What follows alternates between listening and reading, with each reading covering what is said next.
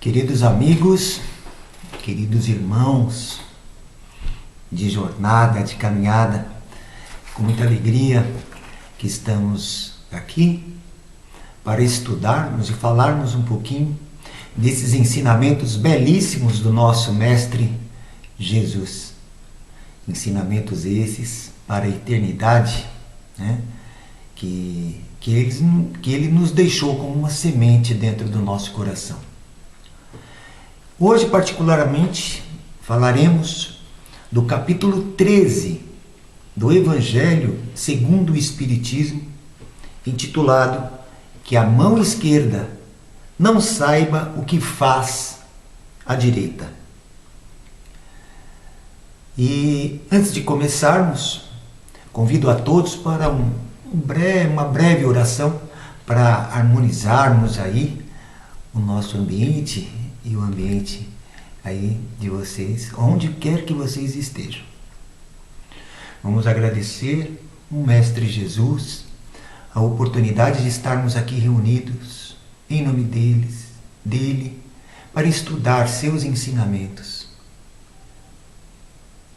Esses belos ensinamentos que tocam o nosso coração e que possamos colocar em prática sempre tudo que o grande Espírito de luz, o Mestre Jesus, nos passou. Assim seja, graças a Deus. Muito bem. Capítulo 13. Que a mão esquerda não saiba o que faz a direita. Tá? Neste capítulo nós abordaremos os itens 5, 6 e 9. Tá? Mas, para que não percamos a palavra do nosso Mestre Jesus, vamos ler o que está no item 1 deste capítulo, que é uma passagem belíssima também. Vamos lá. Fazer o bem sem ostentação. Guardai-vos, não façais as vossas boas obras diante dos homens, com o fim de serdes vistos por eles. De outra sorte, não tereis a recompensa da mão do vosso Pai, que está nos céus. Quando, pois, dás a esmola, não faças tocar a trombeta diante de ti, como praticam os hipócritas nas sinagogas e nas ruas, para serem honrados dos homens. Em verdade vos digo que eles já receberam a sua recompensa. Mas quando dás a esmola, não saiba a tua mão esquerda o que faz a tua direita, para que a tua esmola fique escondida, e teu Pai, que vê o que fazes em segredo, te pagará. Olha, que bela essa passagem. Ela está em Mateus capítulo 6, versículo de 1 a 4. Só para recordarmos, né? Mateus capítulo 5, 6 e 7 relata no seu evangelho o Sermão do Monte, né? Essa maravilha que Jesus nos deixou e que resume os seus ensinamentos, né? Seus ensinamentos morais, né? Gandhi já dizia que se todas as escrituras se perdessem e restasse apenas o Sermão do Monte, estaria tudo salvo, né? Porque no Sermão do Monte se resume toda a moral cristã, né? Tão lindo, tão importante que é esses 3 capítulos de Mateus, né? E Jesus ali, nesse trecho, nos diz para que façamos o bem sem ostentação, né? Sem deixar transparecer, sem querer aparecer, né? para que nós possamos colocar de lado o nosso orgulho, né? E isso é uma demonstração de superioridade moral. Então, fazer o bem sem aparecer, né? Sem demonstrar, em silêncio, em segredo, do fundo do nosso coração para o próximo, sem esperar nada em troca também.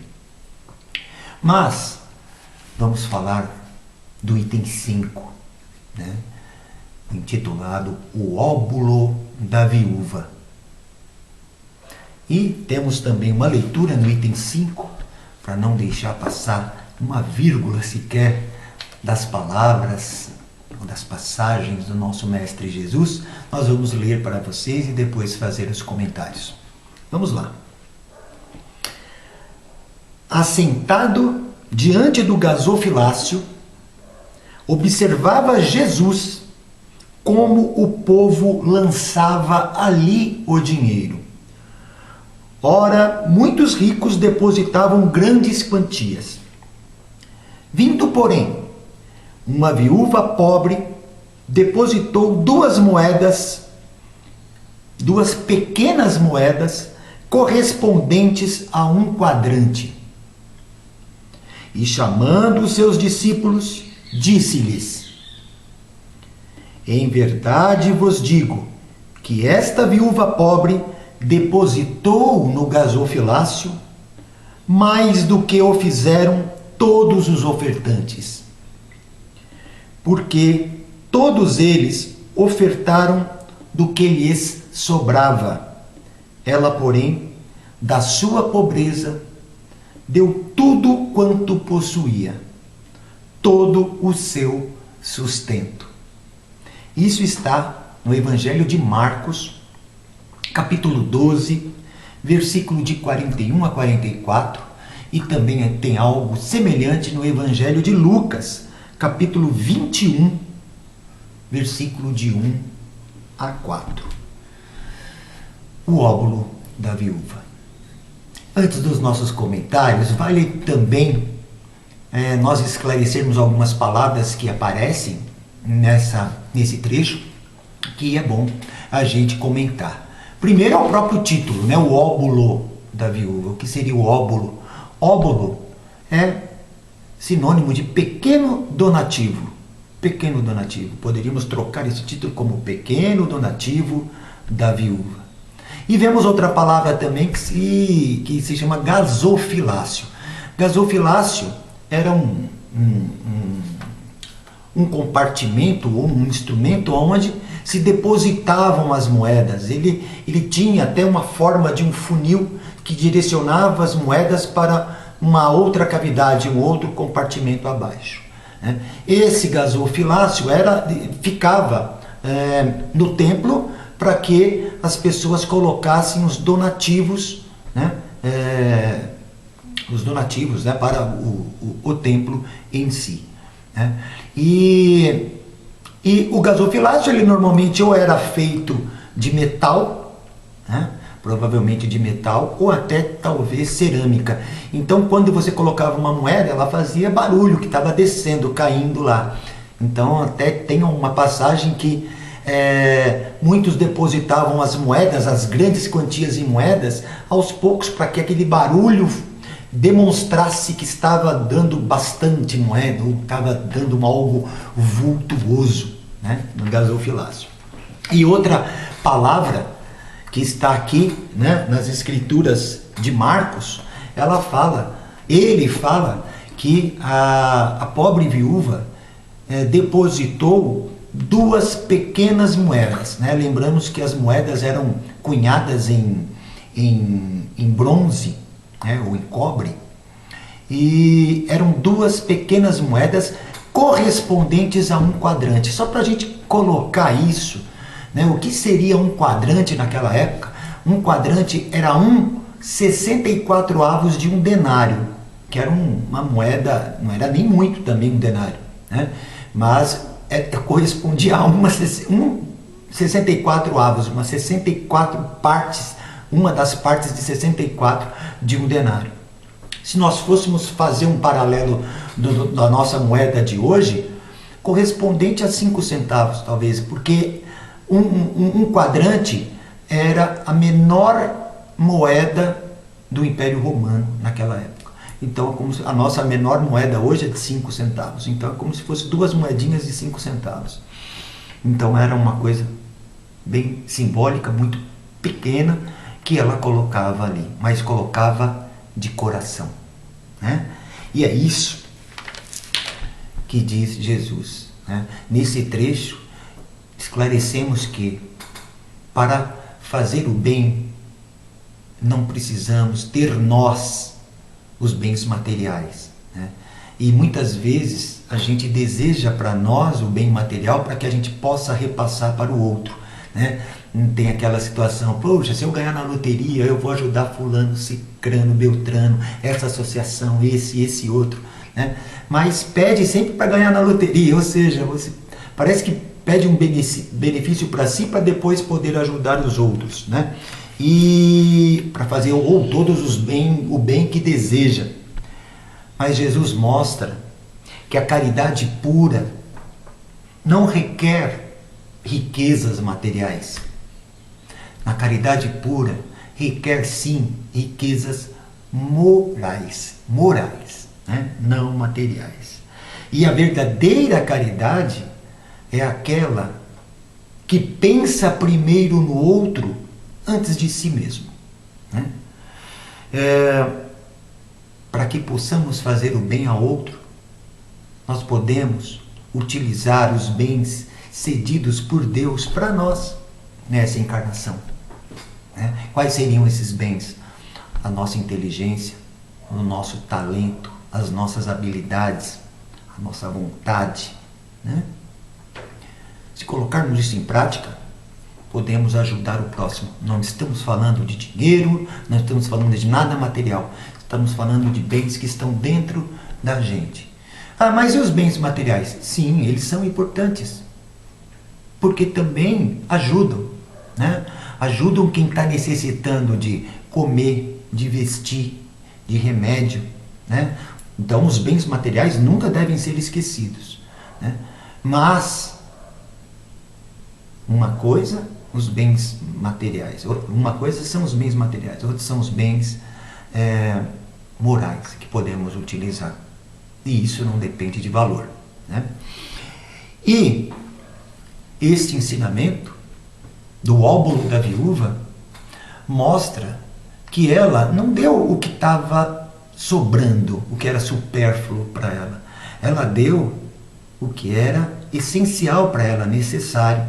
Ou seja, ela colocou a necessidade do outro na frente da própria necessidade. E é isso que é a verdadeira caridade, é isso que Jesus nos ensina, né? Jesus não fala da quantidade, né? Fala da intenção. Quando ela se dirigiu para colocar aquelas 2 moedinhas, que para ela seriam muito importantes tê-las, ela estava colocando a necessidade do outro. Falou assim, se eu estou assim, este precisa mais.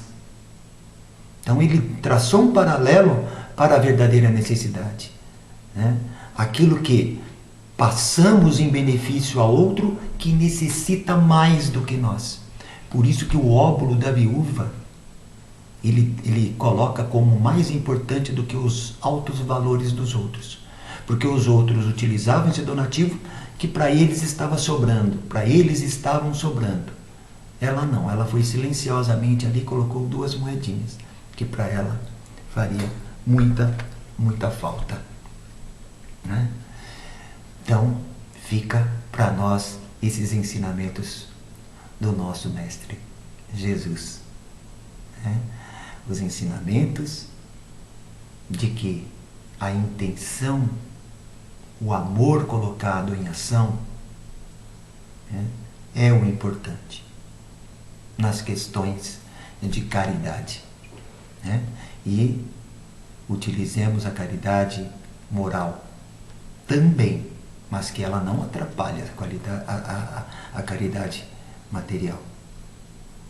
Agora vamos falar também do item 9, né? Do item 9 do Evangelho aqui do Evangelho segundo o Espiritismo, do capítulo 13, né? O item 9, que é intitulado A Caridade Material e a Caridade Moral, né? Essa mensagem do item 9 é uma mensagem deixada pelo espírito da irmã Rosália, isso em Paris, 1860. Irmã Rosália é uma freira, né, uma religiosa da época, na França, morava em Paris, na região de Paris. Ela nasceu em 9 de setembro de 1786 e desencarnou em 7 de fevereiro de 1856, com 60 anos. Né?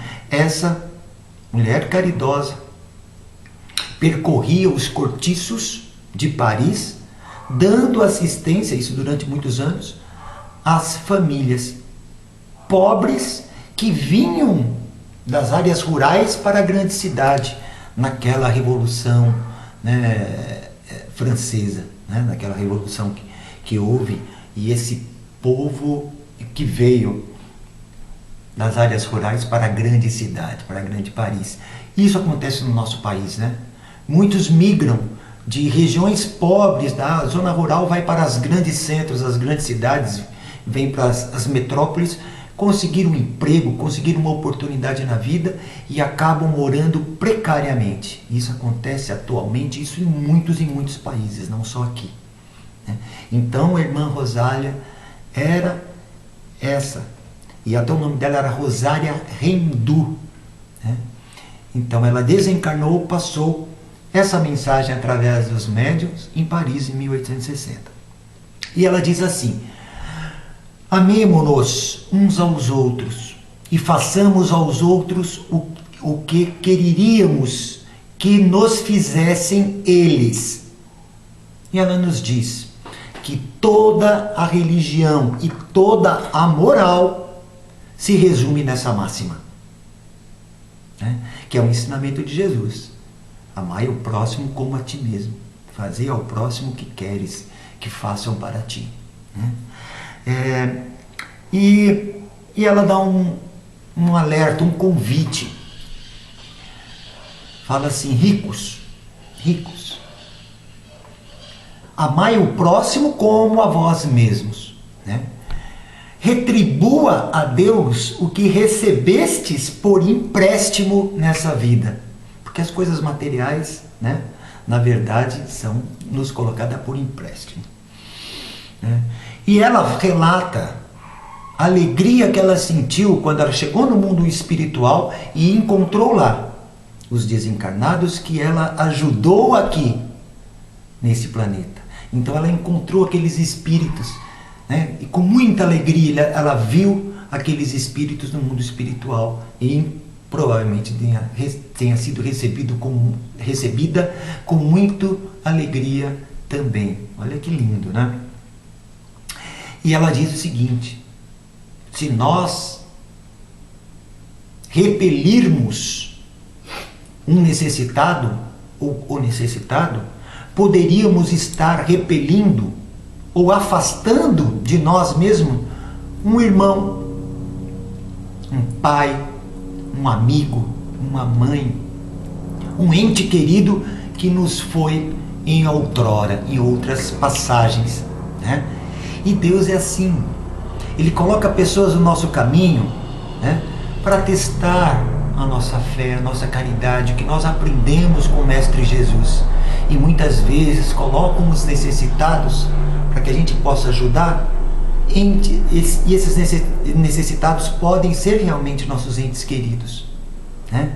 Podemos estar ali de frente com alguém que nos foi muito próximo em outras passagens. Então, que a gente não desdenha, não afaste esses necessitados de nós. Os acolha sempre, né? Amai o próximo como se esse próximo, mesmo desconhecido, fosse um ente querido nosso. Porque, na verdade, somos todos irmãos. Somos filhos de Deus. Somos todos irmãos. E também a irmã Rosália, ela nos fala da caridade moral e da caridade material. E nos explica um pouco o que é essa caridade moral. A caridade material, sabemos, a caridade material é aquela que fazemos, são os recursos que temos, materiais, recursos financeiros, comida, agasalho, qualquer bem material que destinamos para os necessitados. São importantíssimos também são importantíssimos. Mas tem a caridade moral, que, segundo a irmã Rosália, e sabemos também, nós não precisamos de recurso nenhum para fazer caridade moral. Porém, é muito mais difícil de ser feita. É muito mais difícil de ser feita. E vamos explicar o porquê. O que é a caridade moral? Caridade moral, primeiro, é não desprezar ninguém. Não desprezar ninguém. É suportar os que nos irritam. Olha, suportar os que nos irritam. Não é fácil. Saber se calar quando ofendido. Olha só, ensinamento de Jesus. Não reagir ao mal.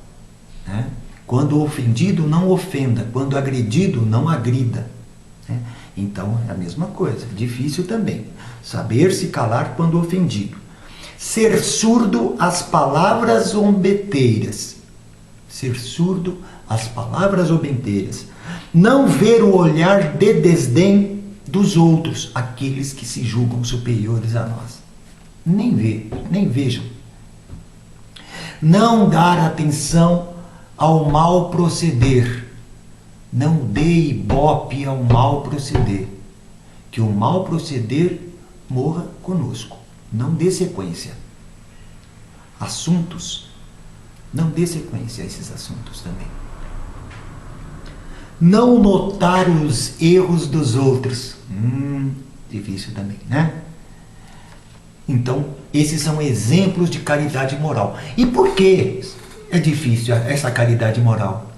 Porque nós temos que afastar de dentro de nós os dois males, o orgulho e o egoísmo. Afastando de dentro de nós, é difícil sacar isso de dentro, tirar de dentro da nossa alma, do nosso coração, o sentimento de orgulho. Às vezes orgulho ferido. Por isso que é difícil a caridade moral. Nós temos que praticar, para que seja esta caridade moral uma coisa automática para nós. Para que façamos ela, inclusive, sem pensar, automaticamente. Essas são as lições do capítulo 13 do Evangelho segundo o Espiritismo, que possamos colocar em prática na nossa vida cotidiana, no nosso dia a dia. Muito obrigado a todos. Muitas bênçãos para vocês. Deus os ilumine, os guarde sempre. Assim seja, graças a Deus.